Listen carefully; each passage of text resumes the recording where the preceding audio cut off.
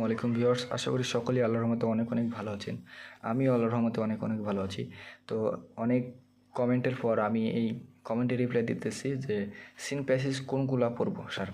তো আমি ছোট্ট একটা টিপস নিয়ে এসেছি এবং ইনশাল্লাহ এখান থেকে পড়বে সিন প্যাসেজ। তো বাচ্চারা, তোমাদের সিন প্যাসের জন্য আর কোনো চিন্তা করতে হবে না। আমি মাত্র ষাটটা সিন প্যাসেজ করলে তোমরা ইনশাল্লাহ এখান থেকে কমন পেয়ে যাবে আল্লাহর রহমতে। তো 7টা seen passage unit 3 events and festival, এখানে পড়তে হবে লেসন 1 এবং লেসন 6।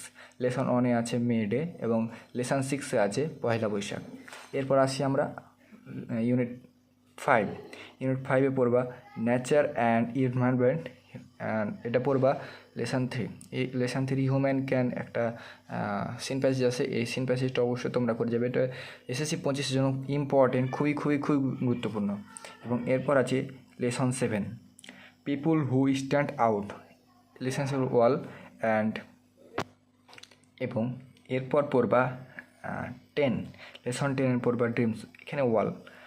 আর লেসন 11, লেসন 12 এবং লেসন 13, এই 7টা সিন প্যাসেজ করলে ইনশাল্লাহ তোমরা কমন পেয়ে যাবা আল্লাহর রহমতে, ইনশাল্লাহ কমন।